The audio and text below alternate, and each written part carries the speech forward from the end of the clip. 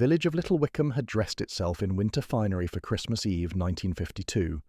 Snow, that most unreliable of English seasonal decorations, had actually appeared on schedule, transforming the modest cottages and ancient parish church into a scene worthy of a Christmas card.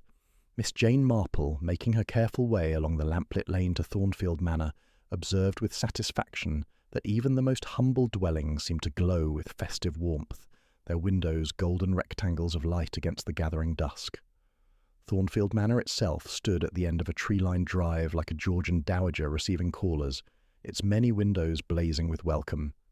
Mrs. Agatha Pemberton's annual Christmas dinner had become something of an institution over the past decade, drawing together the most prominent residents of both Little Wickham and neighbouring St Mary Mead for an evening of excellent food, fine wine, and the sort of carefully orchestrated social interaction that she managed with the precision of a military campaign. Miss Marple paused at the Manor's imposing front door, taking a moment to appreciate the elaborate wreath of holly and ivy adorned with crimson silk ribbons. Through the tall windows, she could see the other guests already assembled in the drawing-room, their animated conversations creating a pleasant buzz of anticipation. Human nature, she reflected, did so enjoy its rituals, particularly those involving good food and the opportunity to observe one's neighbours in their finest attire. Mrs. Pemberton herself answered the door, resplendent in midnight blue silk that complemented her carefully styled silver hair. At 65, she remained a handsome woman, though Miss Marple's observant eye noted the slight tremor in her hands and the carefully applied cosmetics that couldn't quite disguise a certain strain around her eyes. "Miss Marple? How delightful that you could join us," Mrs. Pemberton exclaimed, her voice carrying the practised warmth of a seasoned hostess. "Do come in from the cold. Colonel Weatherby has been asking after you particularly." The entrance hall never failed to impress visitors with its soaring ceiling and magnificent staircase that curved gracefully to the upper floors. Tonight, garlands of evergreen and white roses adorned every surface, their fragrance mingling with the more substantial aromas drifting from the kitchen. Miss Marple allowed herself to be relieved of her coat, noting the way Mrs. Pemberton's smile seemed to tighten almost imperceptibly when she mentioned the Colonel. The drawing-room was indeed crowded, with perhaps 18 guests scattered in small groups around the elegantly appointed space. A fire crackled merrily in the massive stone fireplace, its light dancing across the oil paintings that lined the walls. Miss Marple's eyes moved systematically around the room, cataloguing faces and noting the subtle dynamics that always revealed themselves at such gatherings. Near the fireplace stood Colonel Reginald Weatherby, the evening's guest of honour, holding court with his usual military bearing. At 70, he remained an imposing figure, his white moustache perfectly groomed and his evening wear impeccable.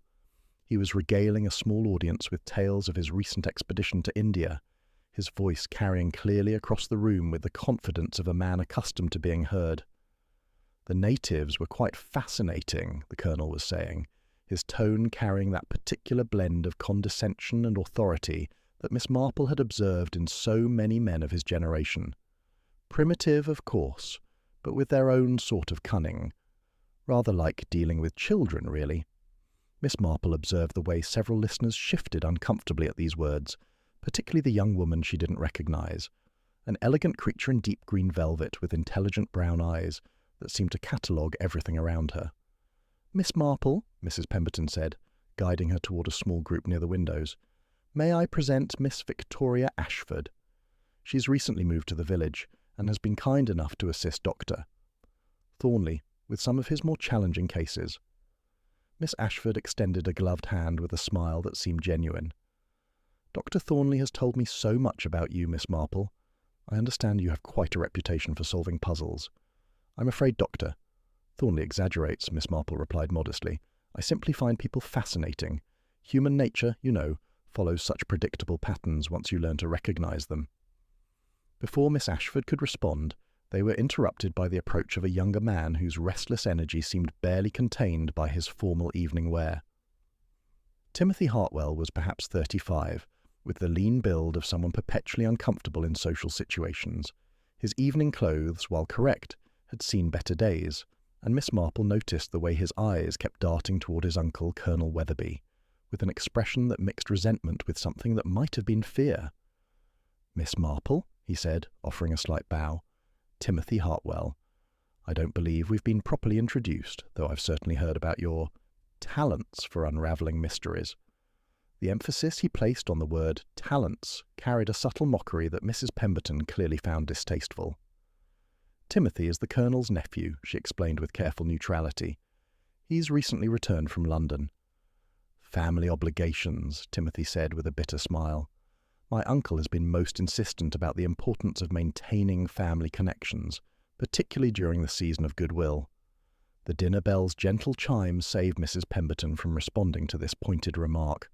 The dining room was a testament to Georgian elegance, with its mahogany table set for 20, crystal chandeliers casting warm light over the assembled company, and walls lined with portraits of long-dead Pembertons who gazed down with expressions of dignified approval.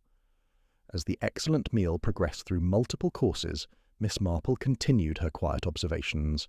She noted the increasing tension between Mrs. Pemberton and Colonel Weatherby, manifested in small ways: a slight delay in refilling his wine glass, a moment's hesitation before responding to his comments.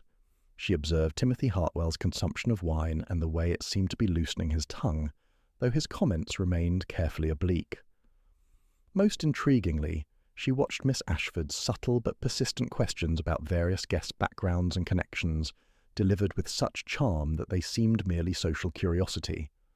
Finally, as the last plates were cleared, Mrs. Pemberton rose with obvious anticipation. "And now," she announced, "the traditional Christmas pudding. Cook has outdone herself this year, using a recipe from the Hartwell family collection, the same one used when Eleanor's grandmother cooked for the old squire." Eleanor Hartwell, Timothy's sister-in-law, blushed prettily at the recognition. The lights were dimmed as the magnificent pudding was carried in, a glorious creation studded with fruits and nuts, topped with a sprig of holly, and crowned with brandy that burned with a cheerful blue flame. "Colonel Weatherby," Mrs. Pemberton said with elaborate courtesy, "as our guest of honour, perhaps you would do us the honour of the first taste?" The Colonel rose to his feet, raising his wine-glass. "To friendship," he declared, his voice slightly thick with wine and emotion, "to the bonds that tie us together, and to the secrets we keep for one another." Miss Marple noticed the way several guests shifted uncomfortably at these words, particularly Timothy Hartwell, whose face had gone quite pale. The pudding was served with great ceremony, each portion accompanied by brandy butter and a small glass of sweet wine. Colonel Weatherby made a great show of savouring his first bite, closing his eyes in apparent ecstasy. "Magnificent," he declared. "Absolutely magnificent.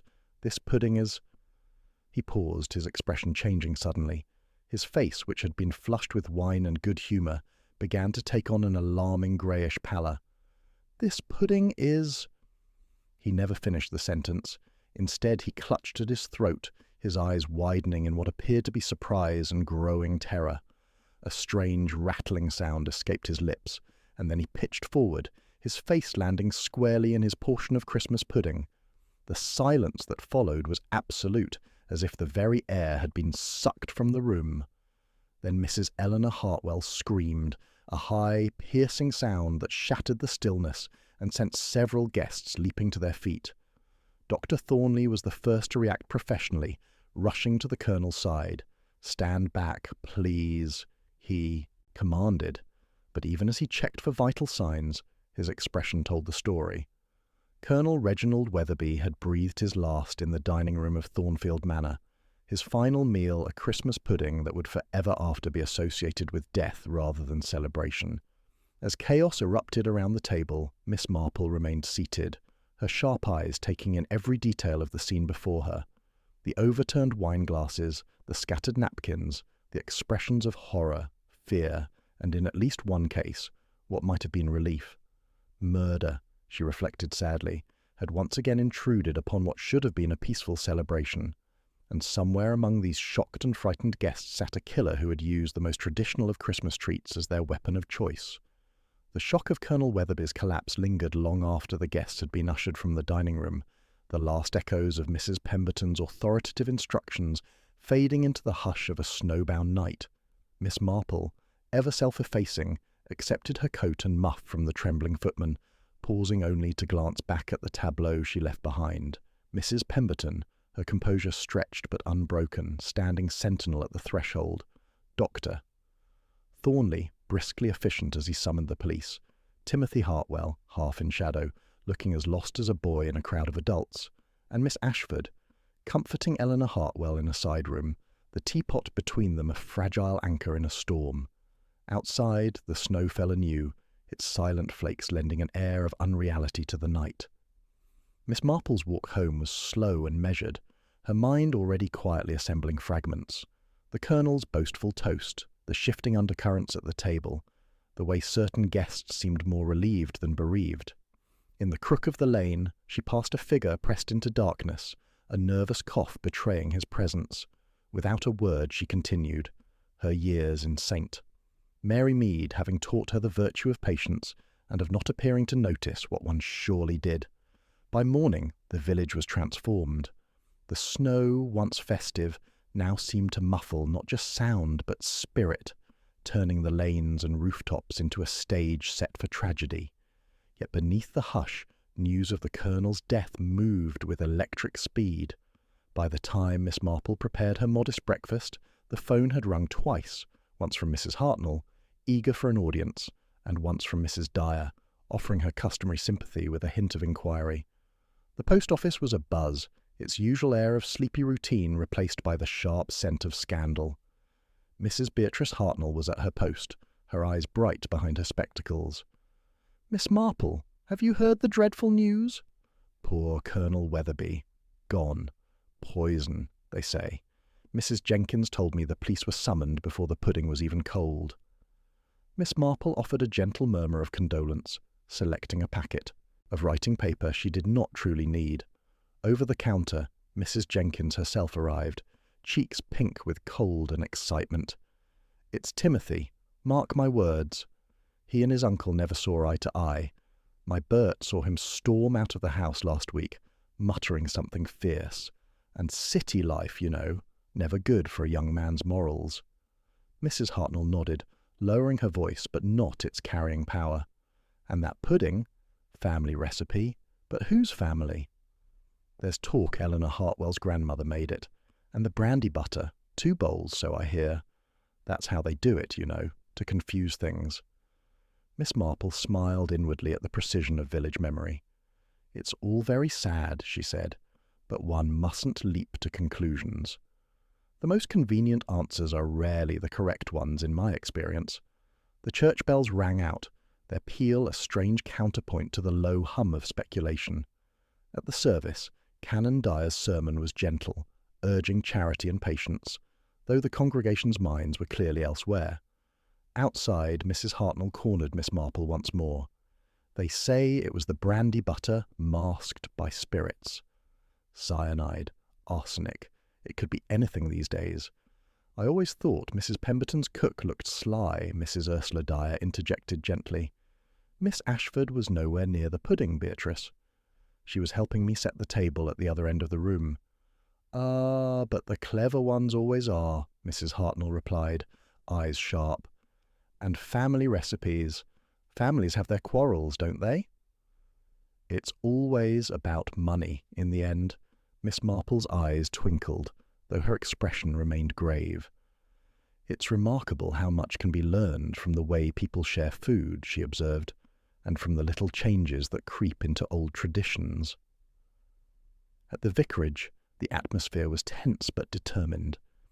Inspector Craddock had arrived early, his manner brisk but not unkind. Statements would be taken in Canon Dyer's study, neutral ground as doctor. Thornley put it. Guests gathered, some pale and anxious, others almost eager for the drama. Timothy Hartwell slouched in late, his handshake a fraction too hearty, his eyes avoiding those who watched him most closely. Miss Marple settled into a quiet corner, her knitting forgotten for once. She watched as people recounted their versions of the night, some with trembling hands, others with the relish of self-importance. Each theory laid bare more about the teller than the crime. Mrs. Hartnell's suspicion of servants, Mrs. Jenkins' certainty about city corruption, young Mrs. Finch's fear of family feuds. Dr. Thornley approached quietly. "You must have heard the talk, Miss Marple." "One cannot help but do so," she replied. "But talk, Like a river often follows the path of least resistance, it is the hidden channels one must watch. He offered a wan smile. "Craddock, we'll want your recollections. I'll be happy to help," she said. "Sometimes the smallest details, a bowl left untouched, a guest who reaches for what is not theirs, can tell the largest tales." As the morning wore on, the village's certainty about Timothy's guilt hardened, yet Miss Marple's doubts only grew. She had learned long ago that human nature could not be measured by outrage or rumour. The truth, she knew, would be found in the quiet spaces between words, in the nervous glance, the misplaced token, the way a tradition was just slightly altered.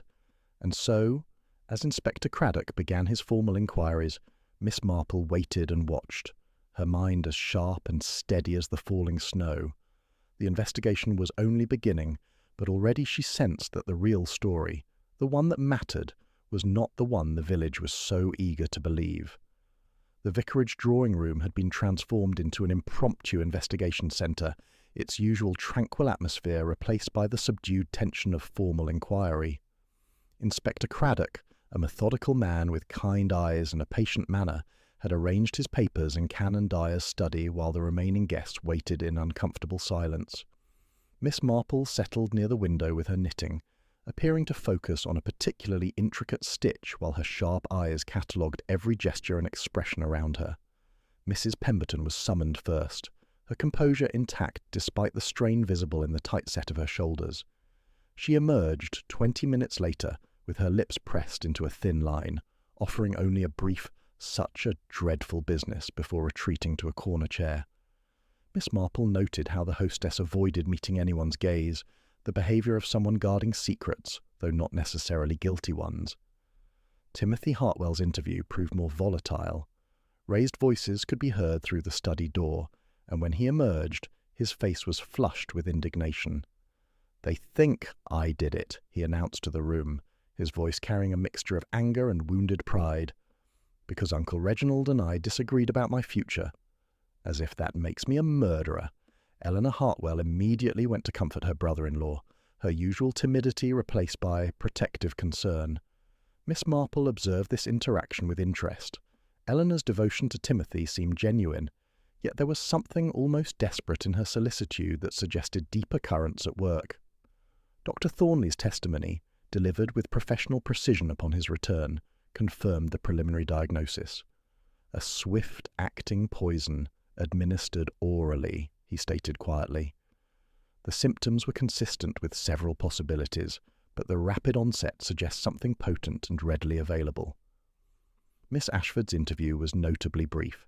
She entered with quiet confidence and emerged unchanged, offering a polite smile to the assembled company before settling into an armchair with the composure of someone who had nothing to hide, or everything to conceal, Miss Marple reflected. As the afternoon progressed, Miss Marple pieced together the emerging picture from fragments of overheard conversation and careful observation. The pudding had indeed been prepared from Eleanor's family recipe, though Timothy claimed ignorance of any such tradition.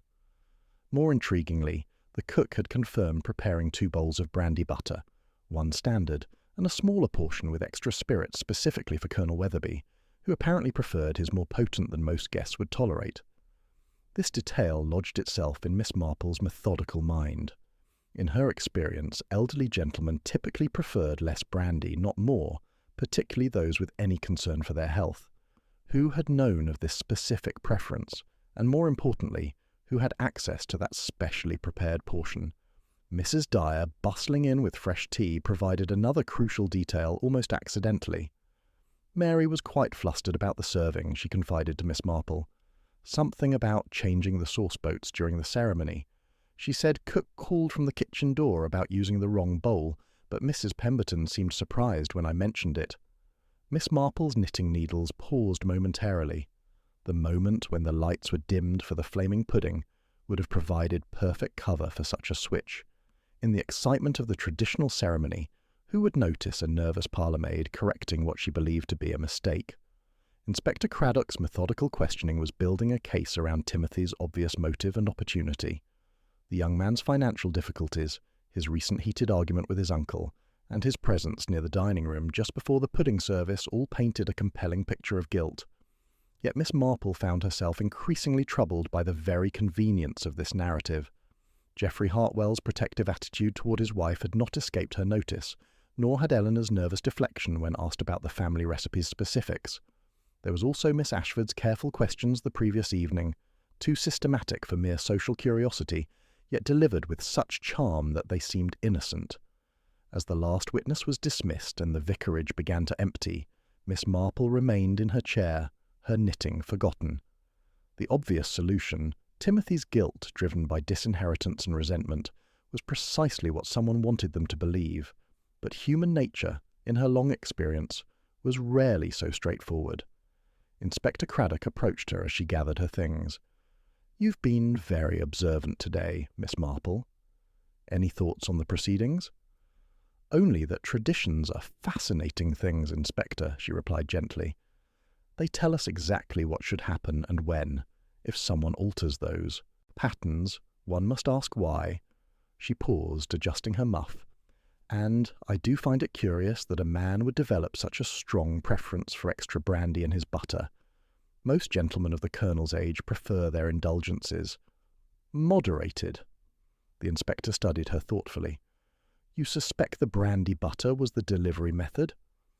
"I suspect," Miss Marple said carefully, "that someone with intimate knowledge of both household routines and individual preferences planned this crime very carefully indeed.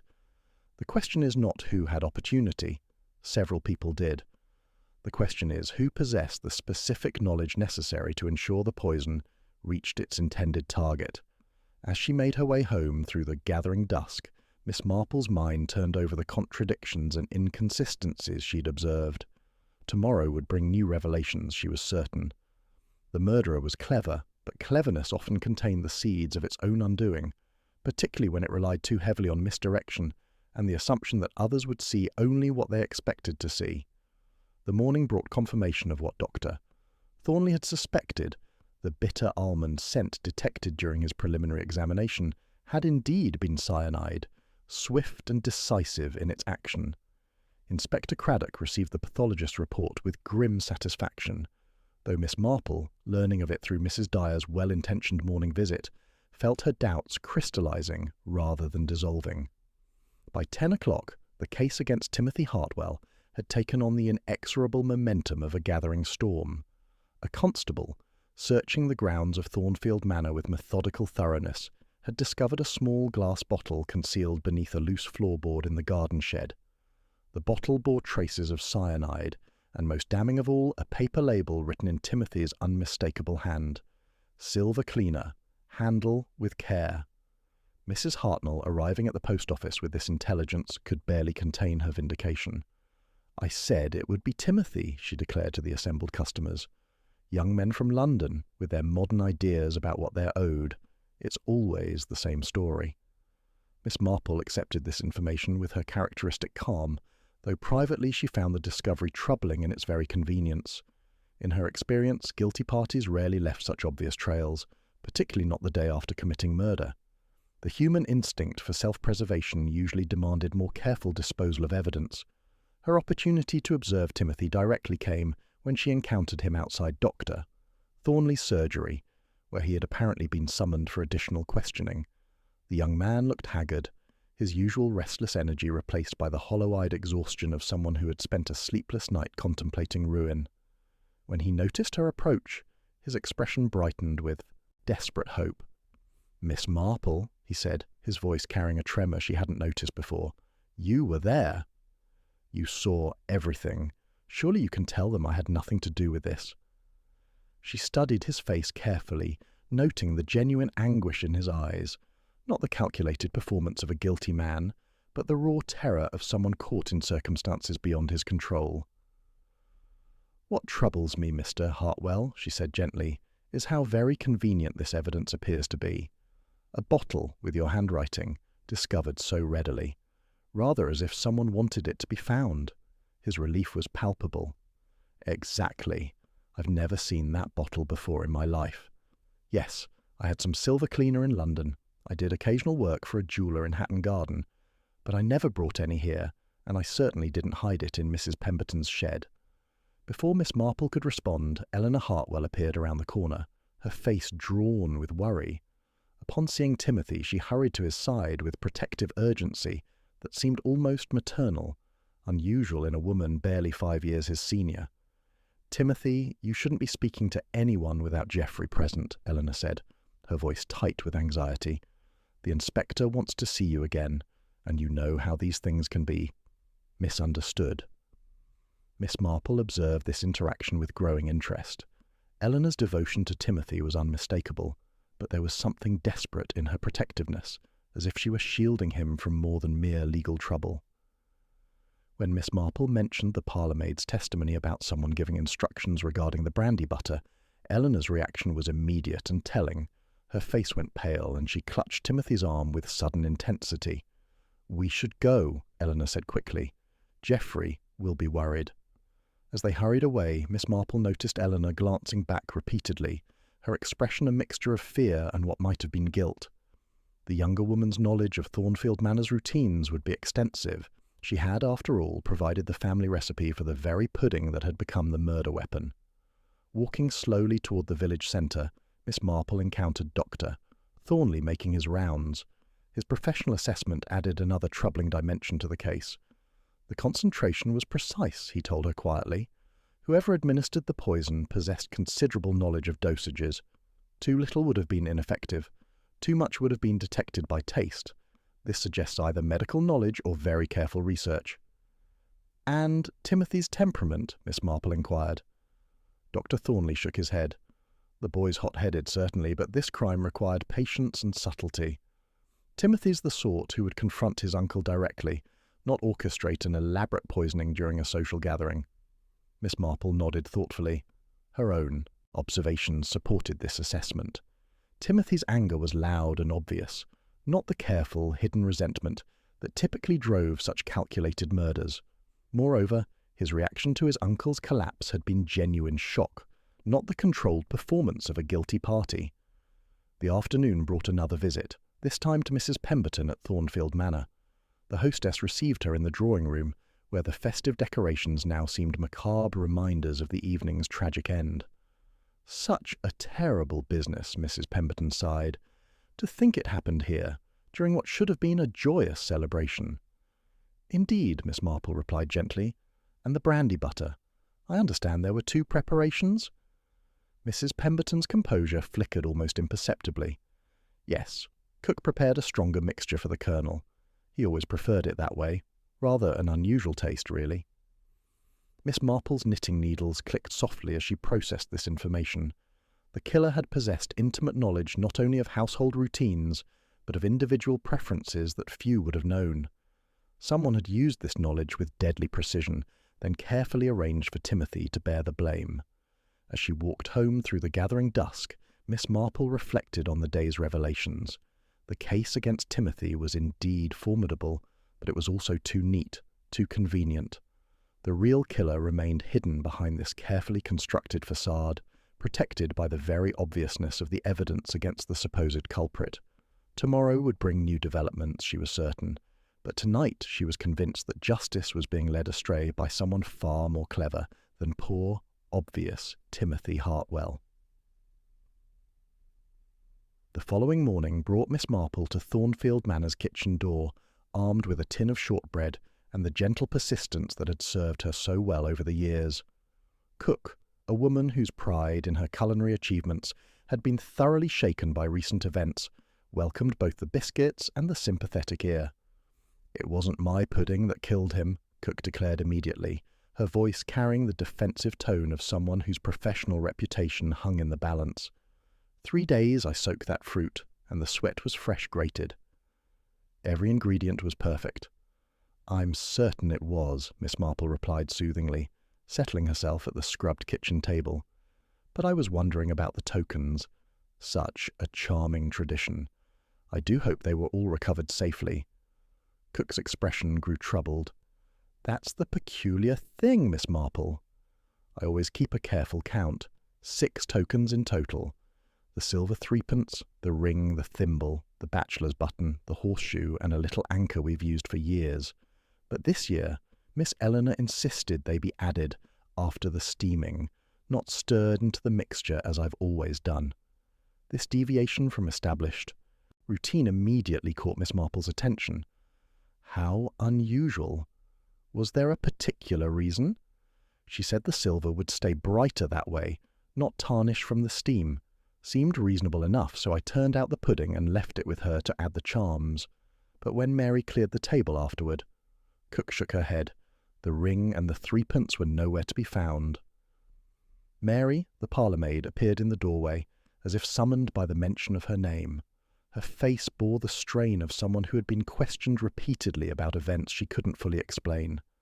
"Oh, Miss Marple," Mary said, wringing her hands. "I've been so worried about those tokens." I searched everywhere, under the tablecloth, in the crumbs, even in the gravy boat, but they'd simply vanished. Miss Marple's knitting needles clicked thoughtfully. In her experience, objects didn't simply vanish during moments of crisis. They were removed, usually for very specific reasons. "And the brandy butter, dear?" I understand there was some confusion about the serving. Mary's distress deepened. That's what troubles me most. Cook had prepared 2 bowls, the regular one for the table and a smaller portion with extra brandy specially for the Colonel. Just as we were bringing in the pudding, with the lights dimmed and everyone watching the flames, someone called from the kitchen doorway that I had the bowls wrong. "Who called to you?" Miss Marple asked gently. I thought it was Cook at first, but when I asked her later, she said she'd never called out any such thing. The voice was quiet, like hard to hear over the excitement. Could have been anyone, really. Cook nodded grimly. I was in the pantry fetching the cream when the pudding went in. Never said a word about the bowls. They were arranged exactly as I'd planned. Miss Marple absorbed this information with growing interest.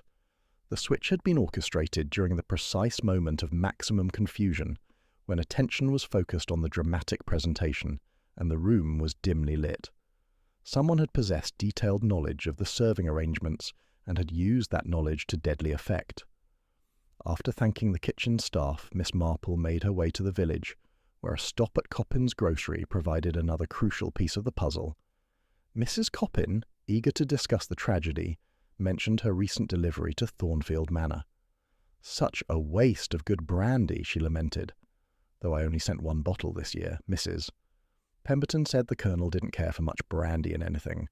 "Bad for the digestion," she said he told her. Miss Marple paused in her selection of tea. "Indeed?" One hears that gentlemen of the Colonel's generation often develop strong preferences. "Oh, but the Colonel was quite firm about it," Mr. Coppin interjected. "Told me himself last summer when I suggested a brandy cake for his birthday. Said spirits didn't agree with him. Any more. Doctor's orders, he claimed." The contradiction was glaring. A man who avoided brandy for health reasons would hardly request extra strong brandy butter. Yet someone had gone to considerable trouble to establish this supposed preference, ensuring that a specially prepared portion would reach the Colonel's plate. Walking home through the frost-crisp afternoon, Miss Marple pieced together the emerging pattern.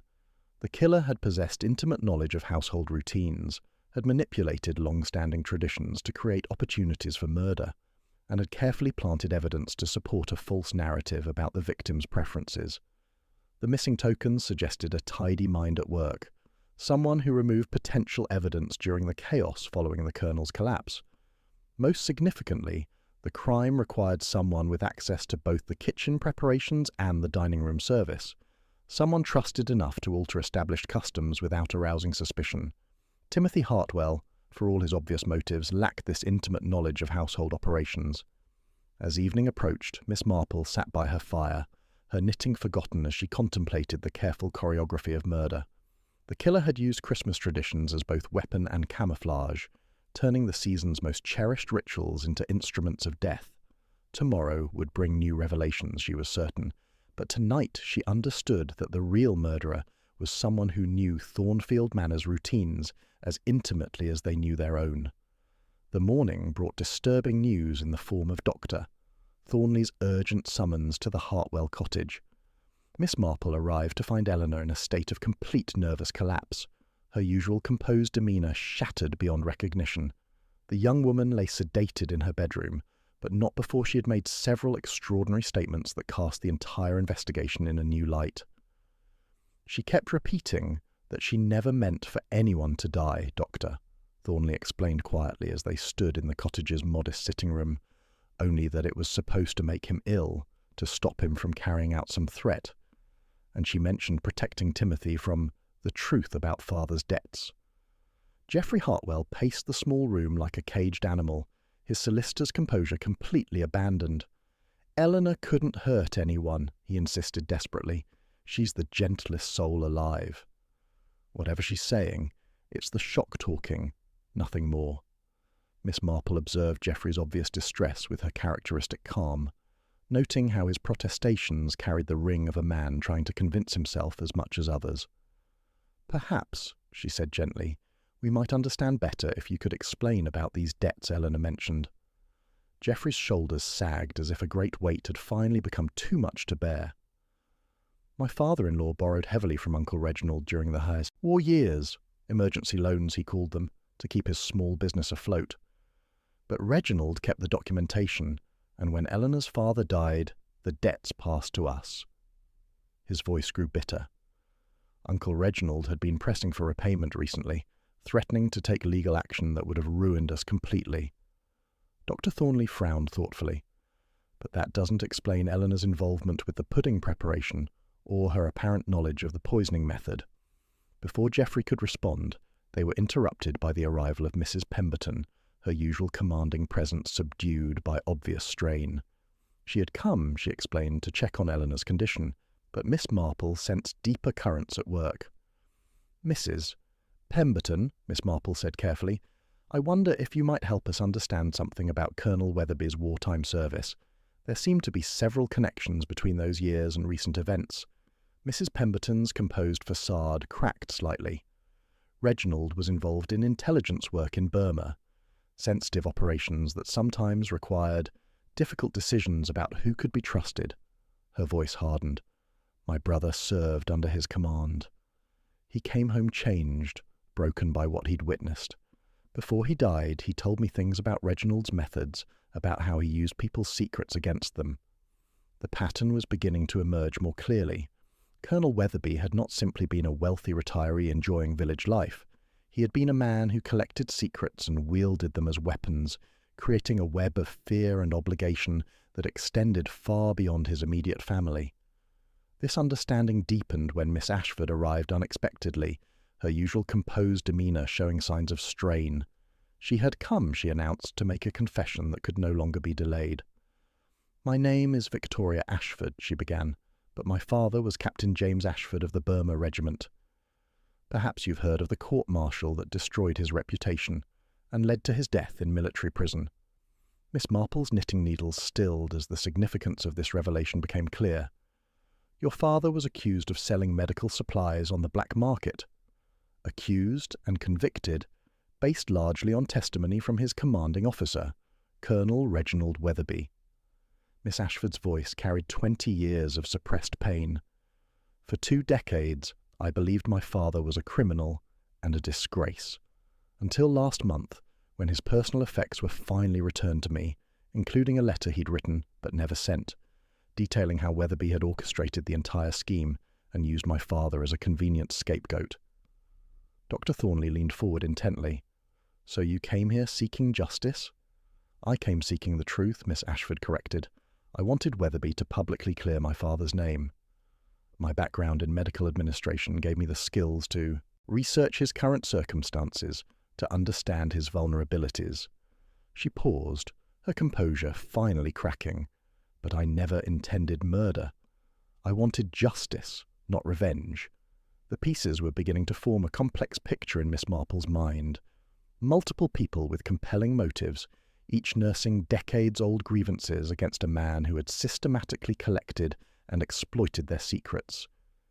Yet something in the careful orchestration of the actual murder suggested a level of coordination that went beyond individual revenge. "The Colonel kept files," Geoffrey added reluctantly. "Letters, documents, evidence of various indiscretions and difficulties. He used them to maintain control over people, to ensure cooperation when he needed favours, or wanted to avoid unpleasant consequences for his own actions. Mrs. Pemberton nodded grimly. He had something on nearly everyone in both villages. Old scandals, financial difficulties, wartime secrets. It was a game to him, collecting these pieces of leverage. Miss Marple set down her knitting and looked around the room at the assembled company. "What troubles me," she said thoughtfully, "is not that so many people had motives to wish Colonel Weatherby ill. What troubles me is the precision with which his murder was carried out. Someone possessed not only the desire for revenge, but also intimate knowledge of household routines, access to the necessary materials, and the medical expertise to ensure the poison reached its intended target." The room fell silent as the implications of her words settled over them. The murder had not been a crime of passion or desperation, but a carefully planned execution that had used the Christmas traditions themselves as both weapon and camouflage. And somewhere among the web of secrets and grievances surrounding Colonel Weatherby, the real killer remained hidden, protected by the very complexity of motives that seemed to implicate everyone and no one. The morning brought fresh snow and fresh terror in equal measure. Miss Marple had barely finished her modest breakfast when the urgent peal of the telephone shattered the cottage's peaceful silence. Mrs. Dyer's voice, strained with barely controlled panic, delivered news that sent a chill through the elderly detective's methodical mind. "It's Geoffrey Hartwell, Miss Marple. Dr. Thornley says to come at once. Another poisoning." The scene at the Hartwell cottage was one of controlled chaos. Geoffrey lay unconscious on the sitting-room sofa, his breathing shallow and laboured, while Eleanor knelt beside him in a state of renewed hysteria that her previous sedation had barely touched. Dr. Thornley worked with grim efficiency, his medical bag spread across the small table as he administered what aid he could. "The symptoms are similar but not identical," the doctor explained quietly to Miss Marple as she arrived. "Less severe than the Colonel's case, suggesting either a smaller dose or a different delivery. Method: he's alive, but we need to get him to hospital immediately." Inspector Craddock arrived as the ambulance was being summoned, his earlier confidence in Timothy's guilt now thoroughly shaken. The young man had been under discreet police observation since the previous evening, making it impossible for him to have administered poison to his brother. The carefully constructed case against him was crumbling under the weight of this new attack. As Geoffrey was carefully loaded onto a stretcher, Miss Marple observed the reactions of those present with her characteristic attention to detail. Eleanor's grief seemed genuine, but there was something almost relieved in her hysteria, as if a long-held burden had finally been lifted. The timing was significant. Geoffrey had been preparing to visit Inspector Craddock that very morning. "He found something," Eleanor whispered to Miss Marple as the ambulance departed. "Yesterday, while going through Father's papers to prepare our defence against Uncle Reginald's debt claims. A letter that proved the loan documents were forged, that the debts were never legitimate. Geoffrey was going to take it to the police this morning." This revelation cast the second poisoning in an entirely different light. Someone had attempted to murder Geoffrey not because of his connection to the Colonel's past secrets, but because he had discovered evidence that threatened to expose the killer's true motive. The forged documents suggested a level of financial manipulation that went far beyond simple blackmail or wartime revenge. Miss Marple's mind raced through the implications as she examined the cottage's modest kitchen. The method of poisoning became clear when Cook, summoned from Thornfield Manor to assist, confirmed that Geoffrey had taken his morning tea from a special service. "Miss Eleanor asked me to prepare a tray for Mr. Geoffrey's special like," Cook explained nervously. "Said he needed something strong to help him face the day ahead. But when I went to serve it, someone had already taken the tray up. I thought it was Miss Eleanor herself, but she seemed confused when I mentioned it later." Inspector Craddock exchanged meaningful glances with Miss Marple. The pattern was becoming clearer. Someone with intimate knowledge of household routines was systematically eliminating threats to their security, using the same methods and the same access to domestic arrangements that had made the Colonel's murder possible. Mrs. Pemberton arrived as the initial investigation concluded, her usual commanding presence subdued by obvious strain. When informed of Eleanor's revelation about the forged documents, she grew visibly pale. "Forged documents?" But that would mean the financial hold Reginald had over so many people might have been based on fabricated evidence, she said, her voice barely above a whisper. Miss Marple nodded thoughtfully. If Colonel Weatherby had been systematically creating false debts and obligations, his murder took on an entirely different character. Someone had killed him not for revenge over past wrongs, but to prevent the exposure of an ongoing financial fraud that could have destroyed multiple reputations and fortunes. The afternoon brought word that Geoffrey was stable but still unconscious, and with it a grim understanding that the killer remained among them, hidden behind a facade of concern and cooperation. The second poisoning had been a desperate gamble, an attempt to silence Geoffrey before he could reveal evidence that would expose not just the Colonel's fraudulent activities, but the identity of his murderer. As evening approached, Miss Marple sat in her cottage, her knitting forgotten as she contemplated the web of deception that had been revealed. The case against Timothy Hartwell had been deliberately constructed to hide the real motive: financial fraud on a scale that implicated someone with both access to legal documents and intimate knowledge of village affairs. The killer had used Christmas traditions as camouflage for the first murder, then struck again with equal cunning when threatened with exposure. Tomorrow would bring new developments, she was certain, but tonight the murderer walked free among them, protected by the very complexity of motives that had initially obscured their guilt. The web of secrets surrounding Colonel Weatherby had indeed been extensive, but Miss Marple now understood that the real motive for murder lay not in the past, but in the present, in someone's determination to keep their role in systematic financial deception permanently hidden. Miss Marple's invitations to afternoon tea were delivered with characteristic thoughtfulness, each note carefully worded to ensure attendance while maintaining the appearance of innocent hospitality. She had spent the morning arranging her modest sitting room with deliberate precision, positioning chairs to optimize her observation of facial expressions and ensuring the winter light would illuminate every subtle reaction. Mrs. Pemberton arrived first, her usual commanding presence betrayed by the slight tremor in her hands as she removed her gloves. She surveyed the room with her habitual attention to domestic arrangements, noting the placement of furniture and the careful preparation of the tea service. "Such a terrible business with poor Geoffrey," Mrs. Pemberton began, settling into the chair Miss Marple had subtly indicated. "To think someone would attempt murder twice in such a short time. It suggests a level of desperation that's quite frightening." Miss Marple poured tea with steady hands, her movements deliberate and measured. "Indeed, though I find it curious how precisely timed the second attempt was, just as Geoffrey prepared to share his discoveries about those debt documents. Someone clearly understood the significance of what he had found." Eleanor Hartwell arrived next, supported by Timothy, both bearing the strain of their hospital vigil. Eleanor's grief was evident, but Miss Marple observed something else in her manner, a watchfulness that suggested careful evaluation of every word spoken around her. "The doctors say Geoffrey may recover his memory of recent events," Eleanor said, accepting her cup with visible gratitude, "though they warn it could take time." "Memory is such a fascinating thing," Miss Marple observed gently. "Sometimes the most important details surface when we least expect them. Geoffrey may recall exactly who brought him that fateful cup of tea." She watched carefully as Eleanor's cup rattled against its saucer, while Timothy immediately moved to steady his sister-in-law with genuine protective concern. Miss Ashford entered with characteristic composure, though Miss Marple's trained eye detected signs of sleeplessness and strain.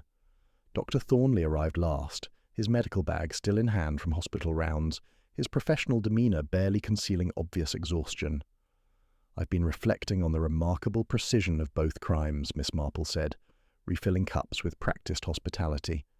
"The killer possessed intimate knowledge of household routines in both locations, Thornfield Manor and the Hartwell cottage, someone with legitimate access to both establishments." She paused, watching faces carefully. "Most intriguingly, someone who understood the specific preferences and habits of the victims. Colonel Weatherby's supposed fondness for strong brandy butter, for instance." Mrs. Pemberton's composure flickered almost imperceptibly. The Colonel had many particular tastes. One learns to accommodate such preferences when managing a household. "Quite so," Miss Marple agreed, "though I found it curious when Mr. Coppin mentioned that the Colonel actually avoided brandy for health reasons. Rather contradictory, wouldn't you say? The silence that followed was profound, broken only by the soft ticking of the mantel clock. Miss Marple continued with gentle persistence. You see, I've been considering the remarkable timing of everything. The Christmas pudding ceremony provided perfect cover for switching the brandy butter bowls. Someone called out instructions to Mary during the confusion, directing her to use the poisoned portion. Mary, who had been quietly assisting with the tea service, looked up nervously. It was just like at the dinner, miss. The voice from the doorway, soft and authoritative, like when Mrs. Pemberton speaks from the morning room so as not to alarm cook. Mrs. Pemberton gave a carefully controlled laugh. We all sound alike to servants, I'm afraid. Perhaps, Miss Marple said, her eyes twinkling with dangerous gentleness. But some voices carry the weight of long habit and unquestioned authority. The same voice that directed the pudding service also guided Mary's actions that Christmas evening. She reached for the sugar bowl with deliberate slowness. The missing tokens from the pudding were quite telling as well. Someone removed them during the chaos following the Colonel's collapse.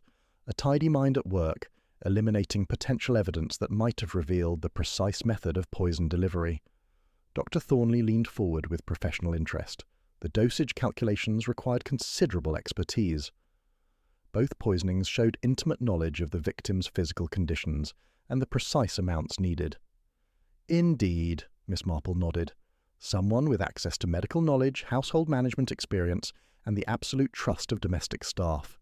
Someone who could orchestrate complex deceptions while maintaining an appearance of helpful concern. Mrs. Pemberton's teacup rattled audibly in its saucer as she set it down. The sound seemed to echo in the suddenly tense atmosphere, and Miss Marple observed the way the older woman's carefully maintained composure began to crack under the weight of accumulated evidence. The forged debt documents were the final piece, Miss Marple continued, with inexorable gentleness. Colonel Weatherby's systematic financial manipulation required someone with legal knowledge and access to official correspondence, someone who could create convincing forgeries and maintain the illusion of legitimate debts. The room held its breath as Miss Marple's words settled over the assembled company like a net drawing closed. Mrs. Pemberton sat frozen, her face pale as winter snow, while the others watched with growing understanding of the careful web of deception that had finally been revealed. The weight of Miss Marple's gentle accusations settled over the tea party like a shroud, each carefully chosen word drawing the net tighter around Mrs. Pemberton's carefully constructed facade. The older woman's composure, maintained through decades of social prominence, finally began to crack under the methodical pressure of evidence and logic. The method was quite ingenious in its simplicity, Miss Marple continued, her knitting needles clicking with mechanical precision. You see, the Christmas pudding itself was never poisoned. The cyanide was delivered through the brandy butter, but not in the way one might first suppose. Dr. Thornley leaned forward, his medical training engaged despite the horrific circumstances. The concentration required for such rapid onset suggests a very precise dosage. Exactly, Miss Marple nodded approvingly. Not mixed throughout the butter, which would risk dilution and detection. Rather, a concentrated portion was placed in the serving spoon itself, concealed beneath a thin layer of innocent butter. When the spoon naturally tipped to deliver the Colonel's portion, that first dollop contained the entire lethal dose. Eleanor Hartwell gasped, her hand flying to her throat.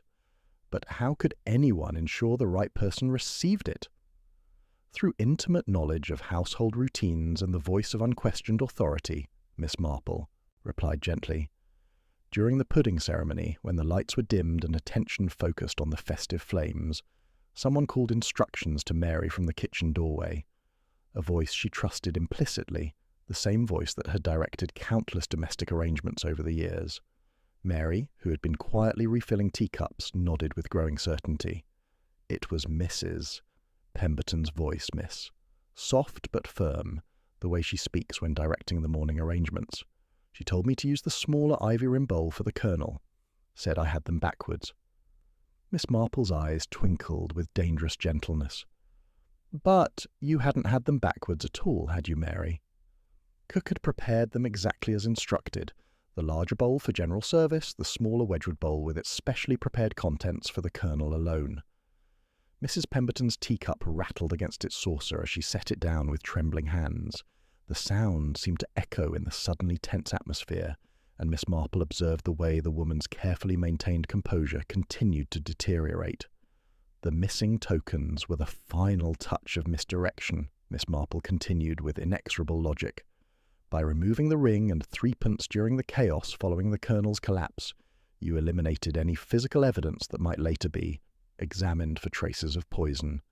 A tidy mind at work, always putting things where they belong. Timothy Hartwell, who had been listening with growing amazement, finally found his voice. But the bottle with my handwriting, how did that appear in the garden shed? Planted evidence, Miss Marple replied sadly. Someone with access to your London correspondence, someone who could forge a convincing label using your known handwriting, the same person who had been helping Colonel Weatherby maintain his web of financial control through carefully forged documents. The full scope of the deception was becoming clear. Mrs. Pemberton had not simply committed murder in a moment of passion.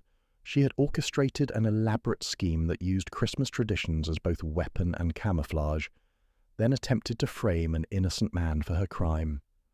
Geoffrey's discovery of the forged debt documents threatened to expose years of systematic fraud, Miss Marple explained gently. The Colonel's supposed loans to various villagers were largely fabricated, weren't they, Mrs. Pemberton? You possessed the legal knowledge from your late husband's practice, the social position to make the documents seem legitimate, and the trust of domestic staff throughout both villages. Mrs. Pemberton's facade was crumbling rapidly now, her hands shaking as she reached for her handbag with mechanical desperation. "You don't understand," she whispered, her voice barely audible. "Reginald would have ruined me. He had evidence of my husband's irregularities. I had no choice but to cooperate." Perhaps initially, Miss Marple conceded with characteristic charity. But the arrangement became profitable, didn't it? The financial difficulties of maintaining Thornfield Manor, the need to preserve your social position, the Colonel's scheme provided a convenient solution. Dr. Thornley shook his head in amazement. "And when Geoffrey threatened to expose the fraud, you attempted to silence him as well." The room fell silent except for the soft ticking of the mantel clock and Mrs. Pemberton's increasingly laboured breathing. Miss Marple observed her with the same gentle attention she might give to a wounded bird, dangerous still, but ultimately trapped by circumstances of her own creation. "The second poisoning was your undoing," Miss Marple concluded sadly. It revealed that the killer possessed intimate knowledge of both households and was still actively protecting their secrets. Only someone with your access and authority could have orchestrated both crimes with such precision. As the afternoon light faded through the cottage windows, the truth of the poison in the plum pudding had finally been revealed. Not a crime of passion, but a calculated murder designed to preserve a web of deception that had entangled half the county in fraudulent obligations and false debts. The silence that followed Miss Marple's gentle accusations stretched taut as a wire, each tick of the mantel clock seeming to echo in the suddenly oppressive atmosphere. Mrs. Pemberton's composure, maintained through decades of social prominence, was visibly cracking under the methodical pressure of evidence and logic. Miss Marple rose with deliberate care, moving to the small side table where Mary had earlier placed the tea service accessories. "You know, Mrs. Pemberton," she said conversationally, "I've been thinking about that Christmas evening, trying to understand exactly how the brandy butter was served. Such a lovely tradition, but the details matter so much, don't they?" She lifted 2 small cream boats from the tray, one plain and serviceable, the other delicate Wedgwood with an ivy border. "Mary mentioned there was some confusion about which bowl to use. Perhaps you could help me understand the proper arrangement." Mrs. Pemberton's eyes fixed on the cream boats with unmistakable recognition, her hands beginning to tremble slightly. "I don't see how that matters now." "Oh, but it does," Miss Marple replied gently, placing the boats on the low table. "You see, someone with authority called instructions to Mary during the pudding ceremony, someone whose voice she trusted implicitly. If you were directing the service, how would you have indicated which bowl was for the Colonel's special preference?" The trap was elegant in its simplicity. Mrs. Pemberton's lifetime of managing household arrangements betrayed her now. Almost without conscious thought, her hand moved toward the Wedgwood boat, then stopped abruptly as she realized what she was revealing. "Like that, Miss Marple," observed quietly. "The smaller, more elegant vessel for the guest of honour. Except, of course, there was no special preference, was there? The Colonel actually avoided brandy for health reasons. You created that fiction to ensure the poisoned portion reached its intended target." Mrs. Pemberton's facade finally shattered completely. "You cannot imagine what it was like," she whispered, her voice carrying 20 years of suppressed anguish. "Reginald held my husband's embezzlement over me like a sword. At first I thought I was helping him organise legitimate loans, using my legal knowledge to create proper documentation." Miss Marple settled back into her chair, understanding that confession, like fine tea, required proper steeping. But the arrangement became more profitable than either of you initially intended. "The scheme grew," Mrs. Pemberton continued, her words tumbling out with the relief of long-held secrets finally released. "False debts, forged documents, people too frightened or proud to question official-looking papers. Reginald was brilliant at identifying vulnerabilities, and She paused, struggling with the admission. "I discovered I had a talent for creating convincing legal fiction." Dr. Thornley leaned forward with professional concern. "And when Geoffrey threatened to expose the fraud?" "Everything unravelled," Mrs. Pemberton replied desperately. "Geoffrey found proof that his father's supposed debts were fabricated. When he prepared to take that evidence to Inspector Craddock, Reginald panicked. He threatened to claim he'd been deceived by my forgeries to sacrifice me to save himself." Timothy Hartwell's voice carried a mixture of anger and pity. "So you decided to silence him permanently." "I decided to protect myself," Mrs. Pemberton corrected with sudden fierce pride. "For once in my life, I chose my own survival over someone else's demands. The Christmas dinner provided perfect cover, my authority in household matters, the traditional ceremony, the dimmed lights during the pudding service. Mary followed my instructions without question." Miss Marple nodded sadly. "And the planted evidence against Timothy was insurance in case questions arose." "A young man with obvious motives and a temperament that made guilt seem plausible," Mrs. Pemberton admitted coldly. "If the investigation focused on him, no one would examine the financial documents too closely." The sound of footsteps in the cottage's front passage interrupted the confession. Inspector Craddock appeared in the doorway, his expression grave, his presence confirming that the official machinery of justice was already in motion. Mrs. Pemberton saw him, and neither started nor pleaded. She simply sat straighter, drawing on the last reserves of dignity that had sustained her through a lifetime of careful appearances. "I suppose it's better to speak plainly," she said, "for the sake of those who are innocent." Miss Marple reached into the small Chinese vase on the windowsill, withdrawing 2 objects wrapped in tissue paper, the missing pudding tokens, hidden during the chaos following the Colonel's collapse. "They seemed indecently cheerful lying among the crumbs," Mrs. Pemberton explained with bitter irony. "I couldn't bear the sight of them." As Inspector Craddock stepped forward to begin the formal procedures, Miss Marple reflected on the tragic waste of it all. A woman of genuine abilities and social position, reduced to murder by pride, fear, and the inexorable pressure of maintaining appearances in a world that no longer had place for her kind of genteel desperation. The poison in the plum pudding had finally revealed its true recipe, not just cyanide and brandy butter, but decades of accumulated secrets, financial desperation, and the terrible lengths to which people will go to preserve the facades that define their lives. Inspector Craddock's presence transformed the cottage sitting room from an intimate gathering into a formal stage for justice. Yet he deferred to Miss Marple with the wisdom of experience, understanding that truth delivered with her particular gentleness would be more persuasive than any official interrogation. "Perhaps," Miss Marple said, settling her knitting in her lap with deliberate care, "it would be helpful if I explained exactly how the puzzle pieces fit together. The method was quite ingenious in its simplicity, though terribly tragic in its execution." She looked around the room, her eyes resting briefly on each face, before focusing on Mrs. Pemberton, whose composed facade had finally cracked beyond repair. The Christmas pudding ceremony provided perfect camouflage because it involved so many elements of tradition and spectacle. The dimmed lights, the flaming brandy, the excitement of the gathered company, all created an atmosphere where small deceptions could be accomplished without notice. Miss Marple rose and moved to the small table where the evidence remained displayed. The poison was never in the pudding itself, you see. That would have been far too risky. Dilution, detection by taste, the possibility of affecting multiple victims. Instead, the cyanide was concentrated in the serving spoon for the brandy butter, hidden beneath a thin layer of innocent butter. Dr. Thornley nodded grimly. The precision of the dosage still amazes me. The entire lethal dose delivered in that first spoonful. Mrs. Pemberton's late husband handled several industrial accident cases involving toxic substances, Miss Marple explained gently.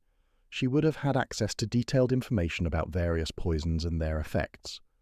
The cyanide was likely obtained through connections in his former practice, perhaps from old case files involving manufacturing disputes. She picked up the 2 cream boats, positioning them as they would have been that fatal evening. The key was ensuring the poisoned spoon reached its intended target. Mrs. Pemberton created the fiction that Colonel Weatherby preferred extra strong brandy butter, despite his known aversion to spirits for health reasons. This established the need for a separate, specially prepared portion. Mary, standing by the doorway, spoke with dawning horror. During the pudding ceremony, when the lights were dimmed, someone called out that I had the bowls backwards. I thought it was just correcting a mistake. Your voice, Mrs. Pemberton, Miss Marple said with characteristic gentleness. A voice Mary trusted implicitly, having followed your instructions for years. You directed her to use the smaller Wedgwood bowl, the one containing the poisoned spoon, for the Colonel's serving. Mrs. Pemberton's hands trembled as she reached for her teacup. You cannot imagine the pressure, she whispered. Reginald held my husband's embezzlement over me like a sword. At first, I thought I was helping organise legitimate loans, using my legal knowledge to create proper documentation. But the arrangement became more profitable than either of you initially intended, Miss Marple observed. The forged debt documents created an entire network of false obligations affecting dozens of families throughout both villages. When Geoffrey discovered proof of the fraud, Colonel Weatherby threatened to sacrifice you to save himself. Timothy Hartwell's voice carried bitter understanding. And the bottle with my handwriting in the shed? Planted evidence, Miss Marple confirmed sadly. Mrs. Pemberton had access to your correspondence through her role managing Thornfield's affairs. The handwriting was copied, the bottle prepared well in advance, ready to be discovered when suspicion needed direction. She unwrapped the missing pudding tokens, their silver surfaces catching the afternoon light. These were removed during the chaos following the Colonel's collapse. A methodical mind at work, even in the midst of murder, potential evidence had to be eliminated. Eleanor Hartwell looked up through her tears. Geoffrey's poisoning. That was desperation, wasn't it? Indeed, Miss Marple replied. When Geoffrey prepared to expose the forged documents, Mrs. Pemberton had no choice but to act again. She visited your cottage the evening before, ostensibly with broth and comfort.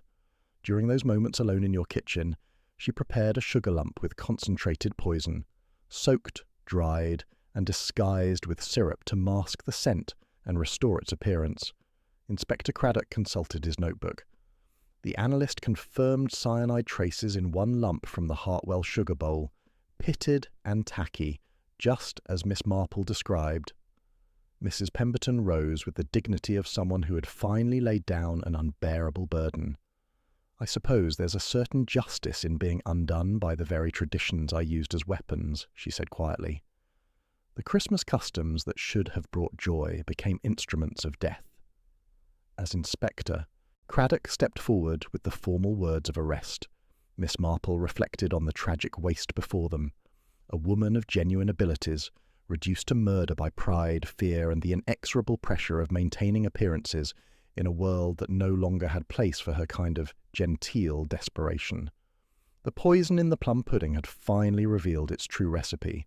Not just cyanide and brandy butter, but decades of accumulated secrets, financial fraud, and the terrible lengths to which people will go to preserve the facades that define their lives. The Christmas traditions themselves had been corrupted, turned from symbols of joy and community into instruments of calculated murder. As Mrs. Pemberton was led away, her composure intact despite her circumstances, Miss Marple gathered her knitting with thoughtful care.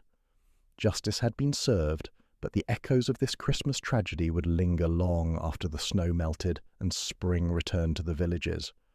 The weeks following Mrs. Pemberton's arrest passed with the peculiar mixture of relief and unease that follows any great revelation of hidden truth. The machinery of justice moved with its customary deliberation, but the evidence was overwhelming. The analyst's confirmation of cyanide in the sugar lump, the missing pudding tokens found in Miss Marple's possession, and most damning of all, Geoffrey's collection of forged debt documents that revealed decades of systematic fraud. Mrs. Pemberton maintained her composed dignity throughout the proceedings, offering neither excuses nor appeals for mercy. Her confession, delivered with the same methodical precision she had once applied to household management, sealed her fate. The trial was brief, the verdict inevitable. She was sentenced to life imprisonment, a once respected pillar of society, now a cautionary tale about the corrupting influence of fear and pride. Timothy Hartwell emerged from the ordeal fundamentally changed. His vindication brought not triumph but sobering reflection on how easily reputation could be destroyed by circumstantial evidence. He threw himself into helping Geoffrey untangle the web of fraudulent debts, working tirelessly to restore financial security to families who had been unknowingly exploited for years.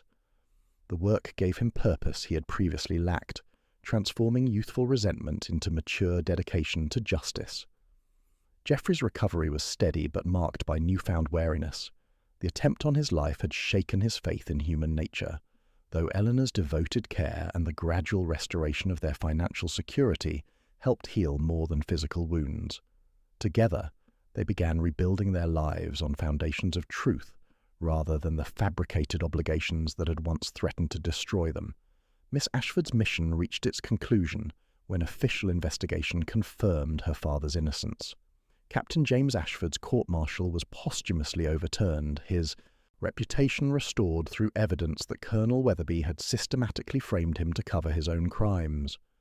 With quiet satisfaction, she departed Little Wickham to resume her medical career in London, carrying with her the peace that comes from justice finally served. The villages themselves healed slowly, like organisms recovering from infection. Thornfield Manor stood empty, its dark windows a constant reminder of recent tragedy. Eventually it would be sold to a family from London who knew nothing of its history, but for now it remained a monument to the dangers of maintaining appearances at any cost. Village life resumed its familiar rhythms, though subtle changes had taken root. Neighbours regarded each other with slightly more discerning eyes, no longer quite so quick to accept surface respectability as genuine virtue. The post office conversations carried new undertones of caution, while Canon Dyer's sermons touched more frequently on themes of moral complexity and the importance of questioning authority. Mrs. Hartnell, initially chastened by her wrong accusations against Timothy, gradually resumed her role as village chronicler, though with marginally more circumspection. Dr. Thornley found his practice busier than ever, as people sought reassurance about their health and, perhaps, their ability to judge character accurately. The financial implications of the fraud continued unravelling for months. Many families discovered that debts they had struggled to repay were entirely fictitious, while others found themselves beneficiaries of the Colonel's legitimate estate, once his fraudulent claims were eliminated. The process was complex and sometimes painful, but it restored economic stability to households that had lived under the shadow of false obligations for years. Miss Marple observed these developments with her characteristic blend of satisfaction and sadness. Justice had been served, truth revealed, and the innocent vindicated, yet the cost in human terms remained troubling. She reflected often on Mrs. Pemberton's transformation from victim to perpetrator, understanding how fear and pride could corrupt even fundamentally decent people when circumstances pressed too hard. As spring arrived and the last traces of that fatal Christmas snow disappeared, Miss Marple sat by her cottage window, knitting needles clicking with meditative rhythm. The villagers had survived another encounter with the darker aspects of human nature, emerging scarred but wiser. The Christmas traditions that had been corrupted by murder would gradually regain their innocence, though perhaps never entirely. The true tragedy, she concluded, lay not in the murders themselves, but in the years of systematic deception that had preceded them. Mrs. Pemberton's crimes had been the culmination of a long moral deterioration, each small compromise leading inexorably to the next, until murder seemed a reasonable solution to an impossible situation. Human nature, Miss Marple mused, remained endlessly fascinating in its complexity. People inherited ingredients they could not choose: pride, fear, the longing to belong, then added their own touches of generosity or ruthlessness. Most muddled along, producing tolerable results. Some created marvels, while a few discovered how easily a pinch of bitterness could curdle the whole recipe. The poison in the plum pudding had been neutralized, its lessons absorbed into the collective memory of two small English villages. Tomorrow would bring new challenges, new mysteries, and fresh opportunities to observe the eternal dance between human weakness and human resilience that made detective work both necessary and eternally hopeful.